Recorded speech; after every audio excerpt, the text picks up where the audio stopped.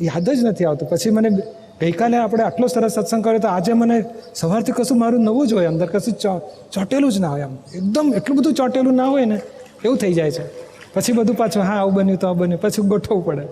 પછી ઊભો થાવ ને એટલે બધું જાણે એ ખબર નહીં હવે આ કઈ દુનિયામાં છે. દાદા કહે વ્યવહારથી નિર્લેપ હતો અને નિશ્ચયથી નિર્લેપ તો વ્યવહારથી નિર્લેપવાળી પ્રકૃતિ પહેલેથી લઈને આવેલો અને આ નિશ્ચયથી નિર્લેપવાળું જ્ઞાન મળ્યું. એટલે હવે એવું ચોંટી ગયું છે કે નિર્લેપતા એની મેળે ઊભી થયા કરે ને પાછળ મારે ગોઠવવું પડે, આ કરવાનું છે, આ ગોઠવવું છે. એ મેળ બેસતા નથી પણ બેસાડીશું એક દાડો. તો આ બધું તમારે ધ્યાન રાખવાનું ને તમે રાખો જ છો. આ બધા આ પિંકીબેનને બનેસા હોય છે ને આ બાજુ તું સાથે હોવું છે. એટલે અમેરિકા લંડન તો એ લોકો એ ટાઈમ લઈને ઊભા જ હોય. એટલે પૂછો કે આ જો ટાઈમ કીપર આવી ગયા, બધું બરાબર છે, એ લોકોને સોંપેલું છે તો જ સચવાશે બધું. બધા મહાત્માઓને એવું હોય છે, ઘણી બધી વાર એટલે કહેતા હોય છે કે એમને છે ને તમારી જેટલું તમે કરો ને વાત કરો એનો વાંધો ના આવે, પણ લોકો બધા મહાત્માને એક થાય દીપુભાઈને કેટલું શ્રમ પડતો હશે એમ. અને એ આઈ થિંક બધા જ એમાં એગ્રી જ હોય છે. અને એટલે સાચી છે, પણ એ લોકોને પાછું એવું હોય છે કે તમારી એમને હાજરી વર્ષોના વર્ષો એમ 100 વર્ષ તો દાદાએ કીધા છે, પણ 20 વર્ષનું એક્સટેન્શન બગાડી દો. આપણે શું વાત છે.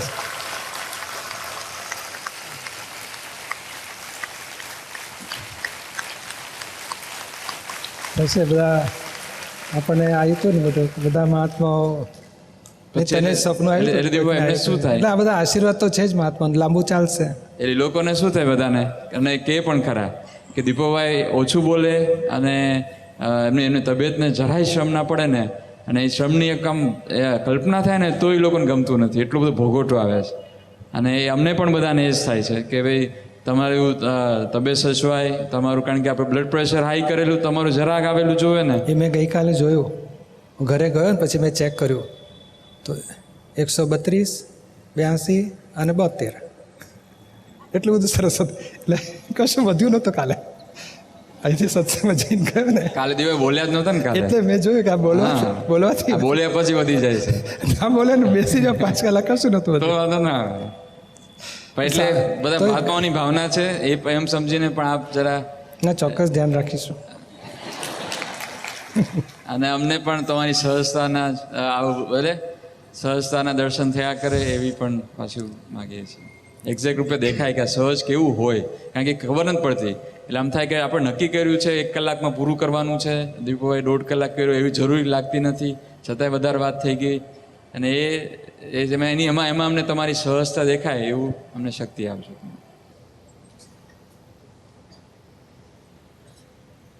હસમુખભાઈ મોદી. જય સચ્ચિદાનંદ. પારાયણમાં જે ઉઘાડ થાય છે એ અદ્ભુત છે, કારણ કે વાંચન કરીએ છીએ આપતવાણીનું ઘેર બેઠા બેઠા, પણ જે આપની પાસે એ પારાયણમાં જે સમજ પડે છે ને જે શબ્દે ઉઘાડ થાય છે એ અદ્ભુત છે. એટલે દાદાનું વિજ્ઞાન આ વખતના પ્રતિક્રમણ પારાયણ પરથી એમ લાગે છે કે દાદાનું વિજ્ઞાન ગહનતાથી સમજવા માટે પારાયણ તેમજ સોનેરી પ્રભાતનો પ્રત્યક્ષ સત્સંગ વીસીડી સત્સંગ ખૂબ જ ઉપયોગી માધ્યમ છે. આ ઉપરાંત વિવિધ ટોપિક ઉપરના સામાયિકને લગતી આપની વિસ્તૃત છણાવટ વિધિ દાદાના જ્ઞાન માર્ગે પ્રગતિ માટે ખૂબ જ ઉપયોગી જણાય છે. રૂટીનમાં અમોને સામાયિક માટે રેકનર તરીકે ઉપયોગી થઈ પડે તેવા શુભ આશયથી તમામ પારાયણ દરમિયાન વિવિધ ટોપિકને લગતી સામાયિક પ્રતિક્રમણ અંગેની આપની વિસ્તૃત છણાવટ તથા વિધિ તેમજ સ્પેશિયલ સામાયિકોને આવરી લેતી સ્પેશિયલ સીડી કેસેટ આપને યોગ્ય લાગે તો બહાર પડવા. એટલે કોમ્પ્યુટર પર મૂકવાનું કાલે જ અમારે ચર્ચા થઈ કે દરેક નિરૂમાની સમઅપ કરેલું હોય કેસેટનું, અરે સબ્જેક્ટનું કે ભાઈ ચારિત્રમાં તો કયો નિરૂમા છેલ્લે કે ને હવે આપણે સમઅપ કરીએ છીએ આ આટલું સામાયિકમાં જોજો, તો એ જોવાનું. પછી ચારિત્રમાં તો ભાઈ આપતવાણી આ ચેપ્ટર છે, દાદાવાણી આ નંબરની, એમાં આ મેટર તમને મળશે. કારણ કે ઘેર બેઠા દીપકભાઈ છે ને સામાયિકના ટોપિક યાદ નથી આવતા. જે આપ જે ટોપિક બતાવો છો તો અહીંયા અમને જ ખ્યાલ આવે કે આવા ટોપિક પર સામાયિક થઈ શકે. એટલે એવું બધું કંઈક ઇન્ટરનેટ પર મૂકીશું પછી આગળ હા આવી કંઈ આના લગતી સ્પેશિયલ સામાયિકના બાબતમાં કંઈ સ્પેશિયલ સીડી બહાર પડે તો રેડી રેકનર તરીકે અમને રોજ સામાયિકમાં ઉપયોગી થઈ પડે. પછી લોકો શું કરશે? કે આપણે તો 3 કલાક સામાયિક બધું જોઈ લીધું કે છે, બધી ચારિત્ર મોહ, દર્શન મોહ, પછી જુદાપણાનો તત્વિક બધું જોઈ લીધું કે છે, 3 કલાક જોઈ લીધું. એટલે 10-10 મિનિટના ટુકડા હતા તો કે ના, આપણે એક સાથે બધું 3 કલાક જોઈ લીધું કે છે. એટલે આપણે કંઈક કરીશું, પણ ઇન્ટરનેટ પર આવું મૂકવાના છે કે ભાઈ એક સામાયિકની વિધિ સાથે, ડિટેલ સાથે અને રેફરન્સ સાથે, અને ભાવના રાખીશું કે બધાને એક જ પછી એવું એક પર આવું કરી શકાય. સીડીનું કંઈ વિચારીશું પછી. જય સચ્ચિદાનંદ. મણિભાઈ મેવાડા, મારે અનુભવ કેવો છે? લગભગ 2004ની સાલથી દરેકે આપ અને નિરૂમાના સાનિધ્યથી જ્યારે પ્રતિક્રમણ અને સામયિકની શરૂઆત કરી ત્યારથી દરેક પ્રતિક્રમણ સંવત્સરી એટેન્ડ કરી શકાય છે, અને દરેક વખતે એનો રિસ્પોન્સ પણ ખૂબ સારી રીતે આટલી રીતે મળ્યા કર્યો છે. પણ એક જ બાબત છે કે મારી ફાઇલ નંબર 2 બાબતના જે પ્રતિક્રમણોની છે એનો દરેક વખતે એનું પ્રતિક્રમણ કર્યા છે, સામાયિક કર્યા છે, પણ મને પોતાનો અંદરથી ગયો, પણ સ્વામીથી જે રિસ્પોન્સ મળ્યો જે હાર્ડલી એ મળ્યો નહોતો, જે ઘણા સમયથી આ ચાલતું રહેતું હતું. જ્યારે આ વખતે આપના દર્શન વખતે આપના આશીર્વાદ માગ્યા, શક્તિઓ માગી આપના રૂબરૂનો પ્રત્યક્ષમાં, અને આગલા દિવસે જે પ્રતિક્રમણો થયા એ વખતે જે આ બધાનું જે રૂબરૂ જે દ્રશ્યો જોયા, જે પુરુષો હતા, જે સિંહ જેવા પુરુષો પણ એમ કે હૃદય પોક મૂકીને રડતા હતા, એટલે મને પણ થયું. પરંતુ મારી ફાઇલ નંબર 2 છે, અમે લગભગ 12 મહિનાથી અહીંયા રહીએ છીએ. કેટલી વખત અહીં સાથે લાવવા માટે ખૂબ દિલથી પ્રયત્નો પણ કર્યા છે, પણ એમાં પૂરેપૂરી સફળતા મળી નથી. કોઈ વખતે 2-4 વખત આવ્યા છે. મેં કહ્યું કે ચલો સાથે આવો, તો મારે આ રીતે રૂબરૂમાં દીપકભાઈની રૂબરૂમાં માફી માગવી છે, પશ્ચાતાપ કરવો છે. પરંતુ એ માને કે ના, તમે તારે જાઓ, હું તો નહીં, મને તો શરમ આવે, હું તો નહીં ચાલે, વાંધો નહીં. બરોબર છે. પછી પરંતુ આપનો જ્યારે આશીર્વાદ મળ્યા અને ઘેર ગયા પછી ખરેખર મને દિલથી થયું કે આ બધા દિલમાં પગમાં પડીને આશીર્વાદ માગ્યા છે, તો હું મારે પગમાં પડ્યો નહોતો.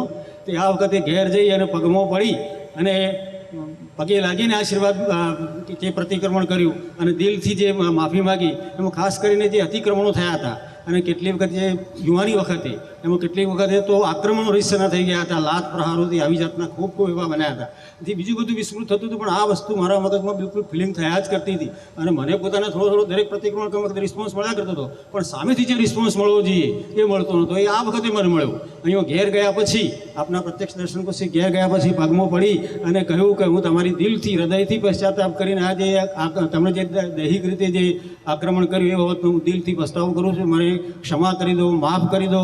પણ એસા કર્યા, પણ સંતો દરેક વખતે શું બિલકુલ ગંભીર રીતે એનો કોઈ રિસ્પોન્સ ન મળ્યો. આ વખતે પણ જે દિલના કહેવાય કે અંદરથી જે હૃદય કપાટ ખુલી ગયું એમનું, અને જે વળતો જે એમને રિસ્પોન્સ આપ્યો, જેથી મને પોતાને દિલથી ખાતરી થઈ ગઈ કે ખરેખર મને મારા પ્રતિક્રમણની યથાર્થતા અનુભવ થયો.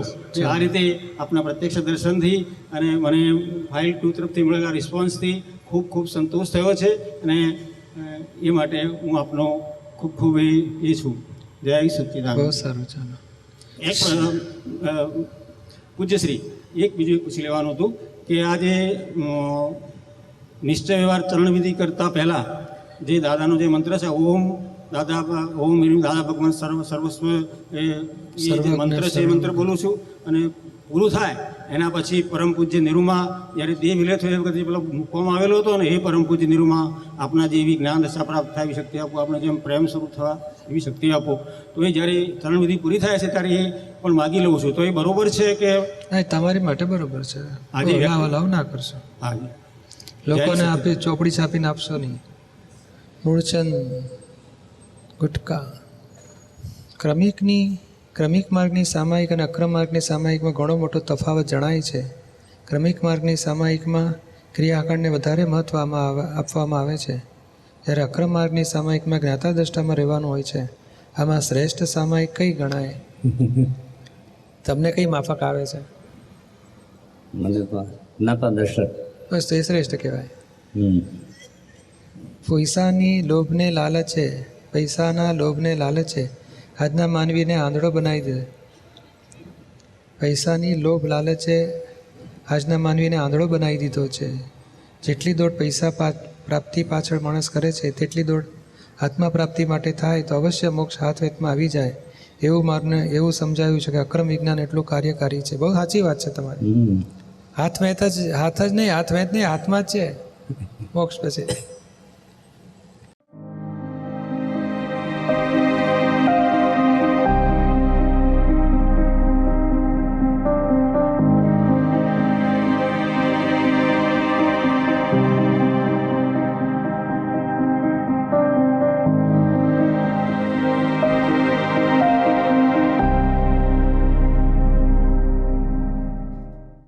અહંકાર ભગ્નના કારણો ક્યાં ક્યાં હોય? શું કામ અહંકાર ભગ્ન થતો હોય છે? એ જ કે પોતાની જાતને વિશેષ માની બેઠો છે અને લોકો નીચો ગણે એટલે પછી અપમાન લાગે, એટલે પછી 1 વખત 2 વખત 3 વખત 4 વખત થાય એટલે ભગ્ન થઈ જાય.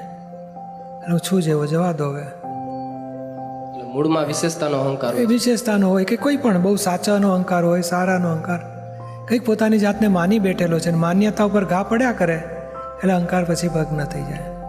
અથવા કોઈ તિરસ્કાર કરે, તરછોડ મારે, કઈ જાતનો છે, શું કામ અહીંયા આવ્યો છે, તારા બાપનું છે, જા અહીંથી, એટલે એકદમ ચીરાઈ જાય, મરવા દો. અને પછી 5 જગ્યાએ અપમાન થાય ને, તિરસ્કાર થાય ને, તરછોડ વાગે ને, તો પછી કે હું ખરાબ જ છું, હવે મારે ક્યાંય જવું જ નથી, ડિપ્રેશન આવે ને. એ અહંકાર ભાંગી ગયો. એટલે કે કોઈને આપણે બહુ નવ કલમોમાં ખાસ બોલીએ, કોઈનો અહમ ન દુભાય, દુભાવાય, દુભાવ પ્રત્યે ન અનુમોદાય, પરમ શક્તિ આપો.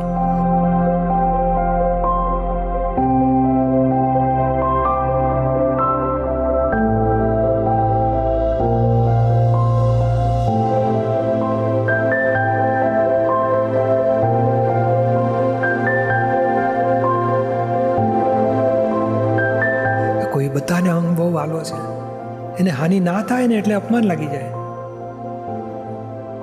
એટલે પછી એને આવું ના કરીએ તો સારું, મારી ઈચ્છા, તને શું લાગે છે, ના જ કરવાનું હોય ને. પણ એને કીધું ને તું આમ ના કરીશ તો કે હું કરીશ, આવું મને કહેનાર કોણ? અને આપણે કહીએ ને ભાઈ આવું ના કરીએ તો સારું, તને શું લાગે છે, એની પર ડિસિઝન છોડો ને, તો ના જ કરવાનું હોય, બરાબર તમારે. એટલે આ અહંકારને આક્ષેપ આપો કે આગ્રહ કરો કે કંઈક ભૂલ કાઢો તો અપમાન લાગી જાય છે. અને વિનંતી કરીને પછી તું વિચાર કરજે, મને આ બરાબર લાગતું નથી, તો હવે તને શું કરવું છે, તું નક્કી કર. તો કે સારું, નહીં કરું તો છોડી દે, બોલો. એટલે માનભેર એને છોડવું છે, અપમાનભેર છોડવું નથી. અને અપમાનનું પેલું કામ તો બાજુમાં રહ્યું ને અપમાનનું દુઃખથી વેર બાંધી લે આપણી સાથે, અથવા તો ડિપ્રેશનમાં જતો રહે પોતે.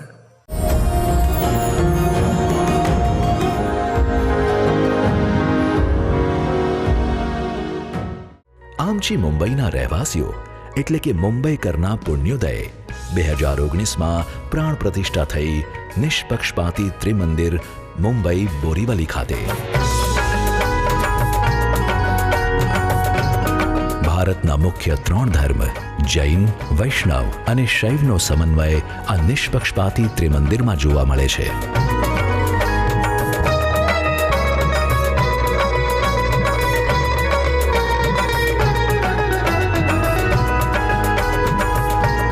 સમુદ્ર તટથી 300 ફૂટની ઊંચાઈ પર આવેલું આ ત્રિમંદિર પોતે જ એક પાવન પર્યટક સ્થળ બની ગયું છે.